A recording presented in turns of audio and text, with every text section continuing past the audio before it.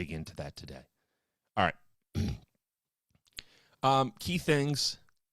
There was, with AIG, there was a leadership issue. The company, the investors really didn't act with a lot of enthusiasm because CEO Peter Zaffino stepped down. He's going to step down later this year. And there really isn't much of a lot of optimism in the transition yet. Eric Anderson's coming from Aon to be the CEO-elect, and the change just kind of triggered a meaningful drop in share prices. But once again, the short-term sentiment hit that we've seen with AIG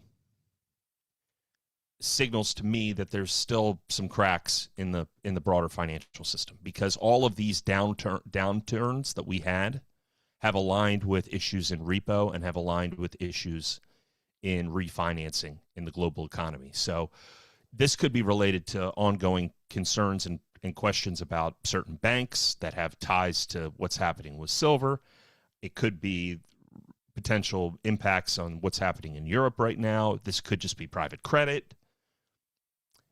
It will come out. It's just going to take a little while. We'll find out. But yeah, it is a warning to the market. JP Morgan is just right in the teeth yesterday. Ugly, ugly, ugly downturn, pushing at its 100-day EMA. And I've said 150 times, I don't care if JP Morgan sells off. It is one of the two banking stocks that I want to own into perpetuity. JP Morgan is the banking system, and then TFSL is a trust or a thrift that is just going to continue to pay 8% a year so long as their management team is in place. Futures leaning lower. BAC, Wells Fargo, Citigroup are mixed. Equal breadth, narrowing again, rotation into defensives, and that's going to be very important to pay attention to. Watch the XLP. When the XLP starts to move higher, that is where we've talked about. We've talked about the idea that we are entering the next phase of the liquidity cycle. And that is where two things happen. One, money pours into consumer staples. And secondly, speculation on metals and commodities. That's kind of what we're starting to see to start this year. Traders are fading that early January optimism. Keep a very close eye on the FNGD, which continues to remain above its 50-day and its 20-day EMA, signaling weakness in the broader top part of the market. In addition, FAZ, daily bearish ETF. This is starting to crack higher, and that's because people are increasingly bearish right now on the financials. Okay, so digging through that, what did JP Morgan signal for us? Net income guidance was softer than expected. Consumer delinquencies are ticking up. Trading revenue is down, and it raised questions about their earnings resilience. I am okay with it. I'm going to buy JP Morgan on a deeper dip, hopefully. Once again, every time that we pump money into the system, JP Morgan benefits. Every time that a bank crashes, they let JP Morgan buy it for the price of a hot dog. They'll do it again. The macro signals from the banks: loan growth is slowing. Commercial real estate provisioning is rising. This is a concern, again, for the end of the year when we hit that refinancing wall. Deposit costs are sticky. Credit tightening is visible, and we're seeing that, obviously. And earnings revisions across the sector. That is the big concern heading into the rest of the year. These banks set the tone for earnings season. Higher volatility as expectations reset. Valuation risk is elevated. Obviously, some of these banks are trading at some pretty stretched multiples, and that's a little unusual, right, for just banks. We should be down around 12 on JPM, but it is what it is. Watch the small caps, watch the regionals, fintech, all that's coming. We're going to anticipate some policy changes later this year to try to accommodate more M&A activity, mergers and acquisition in the banking sector. That is where the pressure is. It is the concerns around the number of reserves in the banking system. So when it comes to reserves and when it comes to deposits, There's only two ways that you can increase your number of deposits as a bank. You can either buy another bank or you can have people move to where you are and put money in your bank account. The easier way to do it is just buy another bank. There are over 100 banks still trading for less than their tangible book value. And we'll talk a little bit about M&A activity today at 3 o'clock. Blake's going to join me. We're going to talk about silver. We're going to talk about the yen. We'll talk a little bit about banks. Huzzah. All right, back to the silver stuff that we talked about. Again, the physical inventory is not there.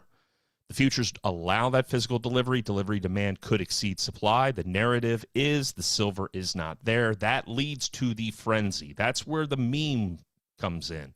That's where all the Reddit people come in. That's where all of a sudden the grandmother is asking about, oh, should I buy some silver? Should I melt down my candlesticks? That's kind of where we're going to get. The drive of speculative flows into spot. I was just at a guy who's a friend of mine. He buys gold and silver. I mean, line out the door. People just selling whatever silver they have in their houses. And I doubt he's actually selling it. I bet he's just hoarding it. Good for him. Delivery anxiety, macro stress remain in place. Industrial and demand tightness. Remember, this is an AI, EV issue. Retail ETFs and futures flow. So as prices rise, the ETFs have to buy more. And the CME continuing to change their margin rules. So we have to watch into March 21st, into the 31st. Cash settlement risk, rising delivery notices, minor leverage to squeeze, and elevated volatility into that expiration. It's only going to get louder. Good. All right. Let's see. What are you guys talking about?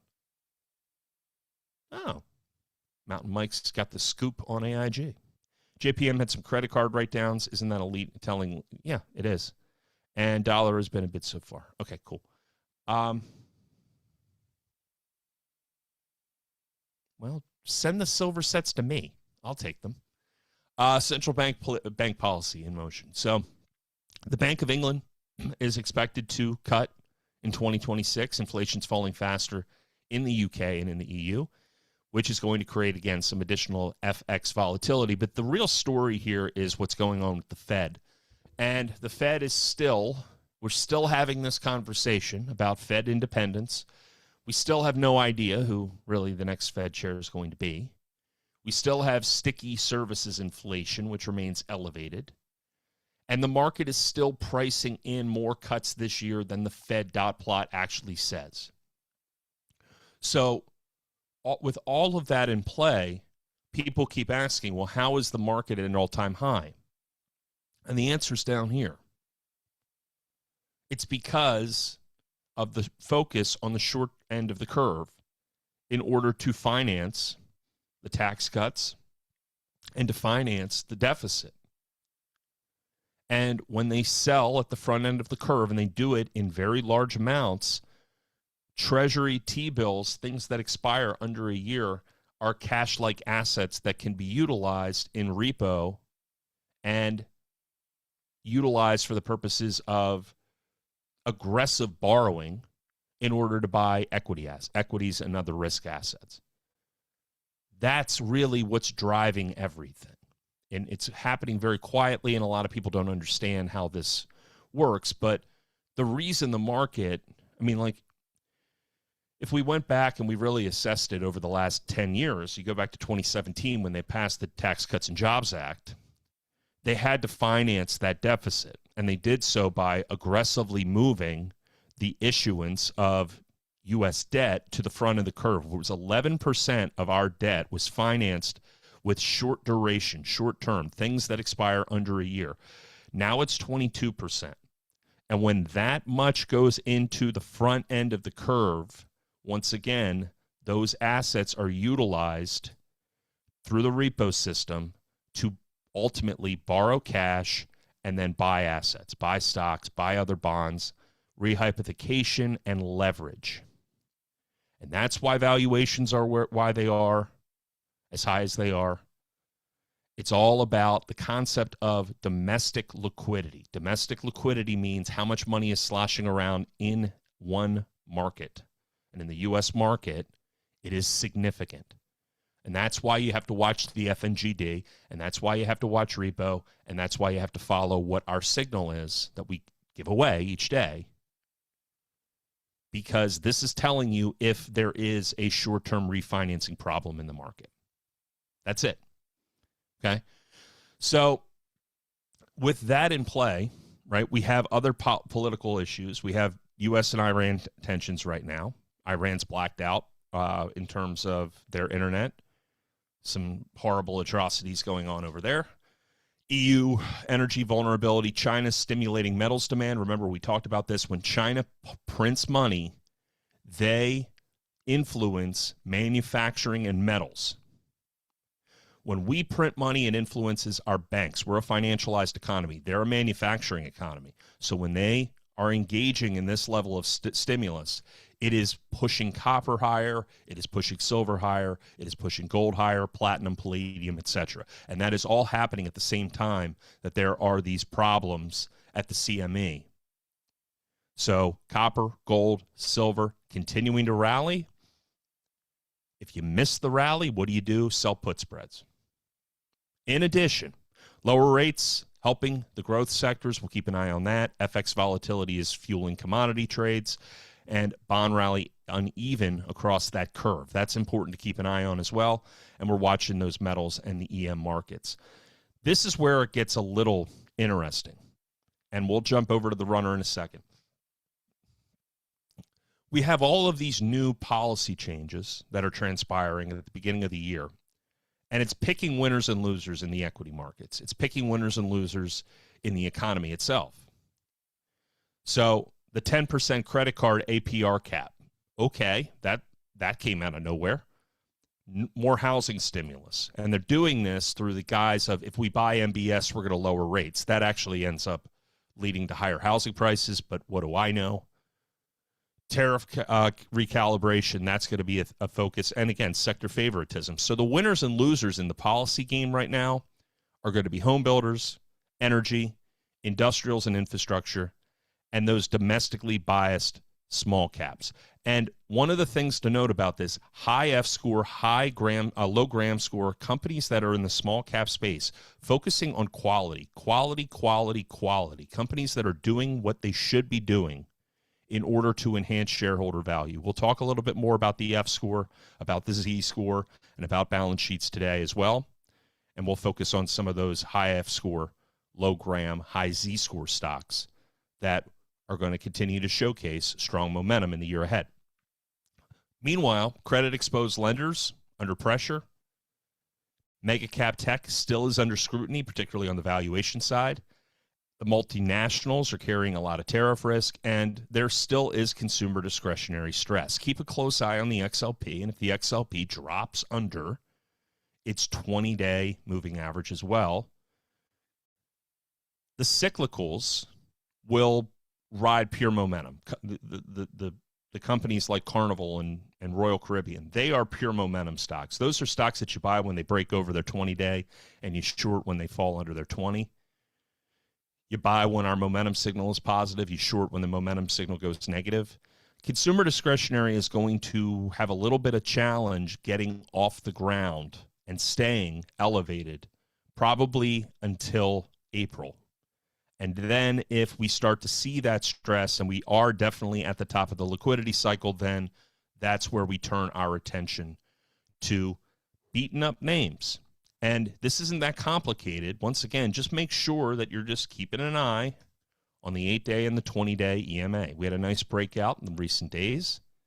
This doesn't really feel sustainable at the moment, but the XLP continuing to move higher as we move into the first quarter. Positioning, again, last thing, small cap cyclicals, long value versus short mega cap. That's kind of becoming the big focus at the moment. Metal hedges are rising, and that regulatory calendar is a massive catalyst. All right. The runner. Sorry for the delay.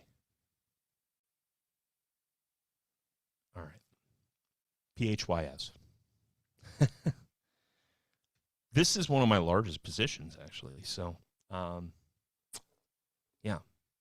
I'm a big fan of, so when you, I do want to note this real quick. If you're trying to trade silver at the moment, keep in mind that some of the tools, some of the things that you might be speculating on are futures-based ETFs, and that's not for me.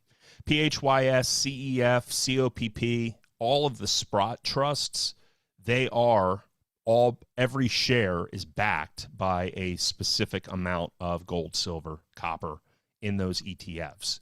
So there is a big pile of gold, I hope, up in Canada, and the price is tied directly to the net asset value of the physical commodity that is there. All right, let's talk about the runner. CF.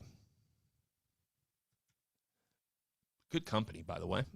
Strength in numbers. All right, so CF is not historically a company that has a lot of a very attractive options chain, I'm pretty sure.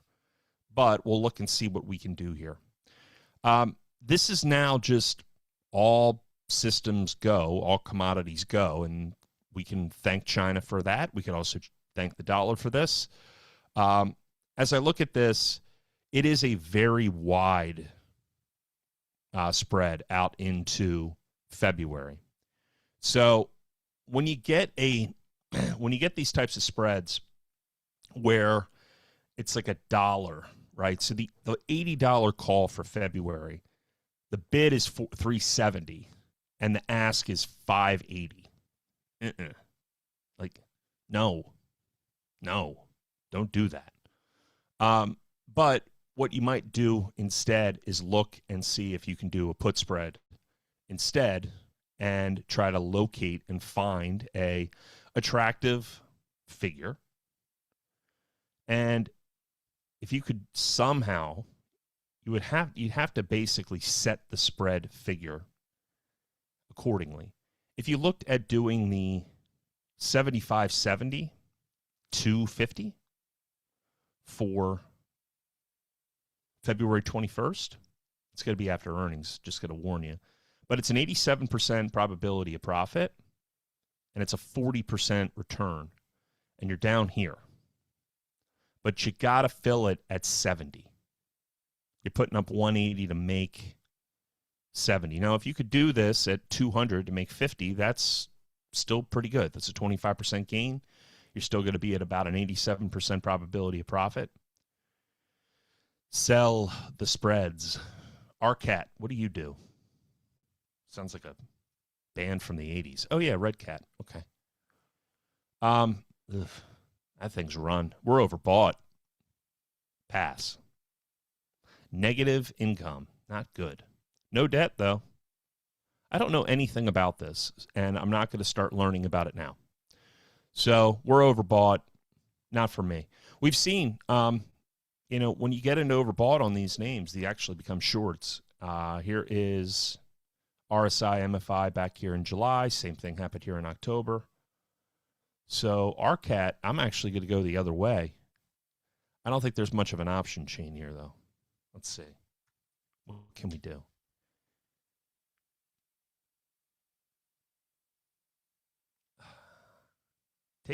Just take your time, guys. Jeez whiz. Come on. Actually, that's not that bad. The $13 put for February is $188. It's about a 30-cent spread. You could buy the 13 and sell the 10 or 11. Let's go 10. So February 20th, buy the 13, sell the 10. That puts up 138 to make 162, 40% probability of profit, 117. And you just keep a tight stop. If this stock goes back to 13, you're out. And that would be that'd be flat. So 13.10. There you go. Great idea. Congratulations. DLTR. Consumer defensives. It's just going to keep burning higher, isn't it? DLTR is something I'd rather sell spreads on as well, down here, 125 level. Like, this thing gets beat up, and then everybody panics on it, and then all of a sudden you wake up and it's back at all-time highs, or it's back at... I mean, that's a great-looking chart, by the way. And I will note, just a reminder, this is the top of the liquidity cycle. So we rotated in 2022, and DLTR took off. And then when they started to cut rates, we moved back into the positive end of the momentum cycle. DLTR sold off. This is a Grant Henning bounce lag stock, if I have ever seen one. And basically what you're doing is you're looking for a move back to all time. You're looking for 170. I might just buy the stock. How are they not profitable? Oh my gosh. Not good. A lot of debt. But very good momentum, very strong momentum, and consumer defensive heading into the third part. So DLTR, I'm going to look to trade that today. NG. Nova Gold, pure momentum. I mean, you don't need anything for me on this one. Just sell spreads if you can, down at the 9.8. Look for an 80% probability of profit, a 20% return. Go out into February. Stay away from the March numbers right now. Stay away from March at the moment. I'm actually very concerned about the banking sector and what happens when we start pulling cash out of the system to pay taxes. Just be aware. But Nova Gold, good momentum. LNG and HIMS. HIMS is a mess. It is a heavy momentum stock. It keeps going back to 65, and then it keeps going back to 30 after that. So it's got a little bit more juice for continued move lower, lower highs, lower lows. Heavy shorted stock, by the way, 33%. Just a reminder, when it breaks above its 20-day, it becomes a short-term bid, speculative to the upside. Yeah, I don't trust it. But if you want to keep going with this, yeah, I mean, you're trying to play for 30, which means you're looking for probably buying something like the 35 call and selling the 30. Forgive me, put. Buying the 35 put, selling the 30 put out into February as well, and then just looking for another tap down at that $30 level. And then LNG. Cheniere. Wow.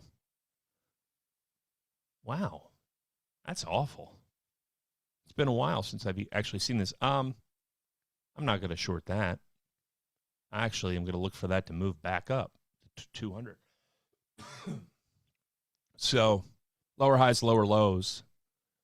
I would say you got to pick a direction here, unfortunately. And that MACD is narrowing, which signals to me that we might have another leg down here. So, stay at the money, sell out of the money, and keep a tight stop to the upside, just in case it does break back above that 20-day EMA.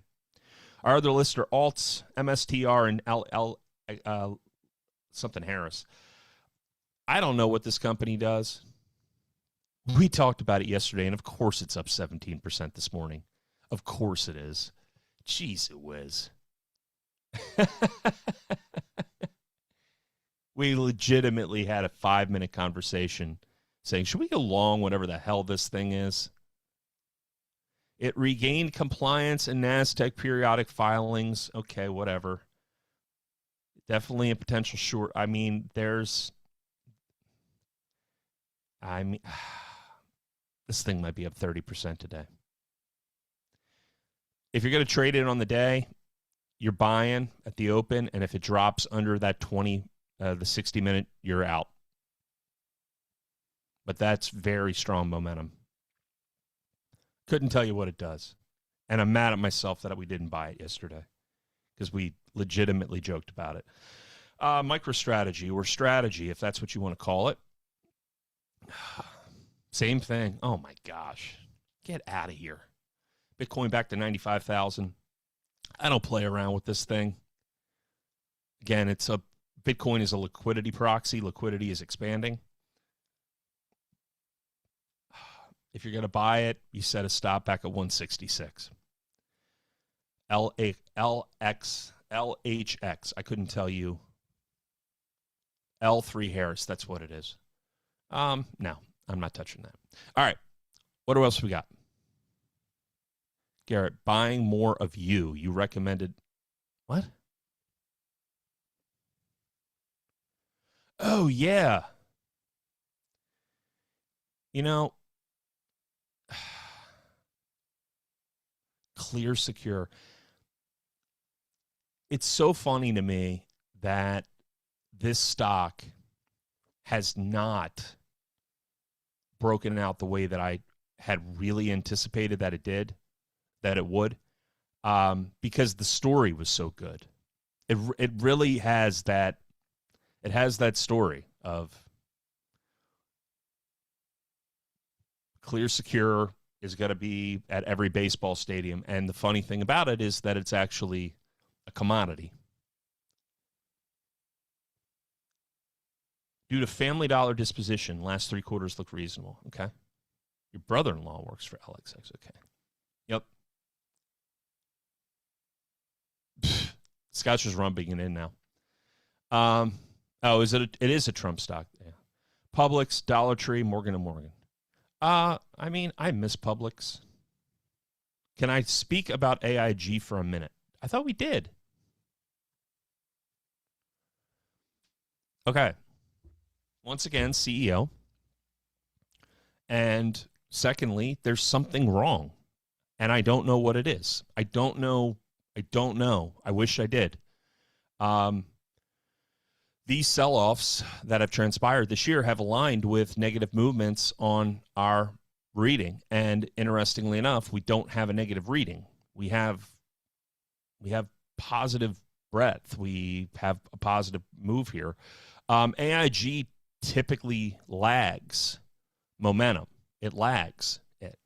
So, in fact, what was interesting about February was that AIG went up even though our momentum signal went negative. This is repo, this was repo, this was repo. I don't know what this is. And we can make the argument about the CEO, but it doesn't seem to be complete. So I will just continue to stress there's something going on with the FNGD. We still are well above our 50-day moving average, right? We're still above the 20. So there still is pressure on those Mag 7 stocks, but at the same time, we've started the year with a rotation into smaller cap and higher quality names. And that's why the Russell's at 2640 and the S&P 500 is kind of trading a little sideways. All right. What about I thought I saw somebody mention TFSL. All right. You got it. 9:20, everybody. Don's coming up right now. He's going to throw in some different music. Probably not Blur, probably not Jimmy Buffett, but it'll still be good. Hopefully Van Halen. I hope everybody has a great trading day. I will be back at 3 o'clock. Blake's going to join me for a little bit after his mastermind, and we're going to go from there. I hope you all have a great trading day. If you have any questions, support at TheoTrade.com. Put Garrett in the subject line. Go Silver, go Bills.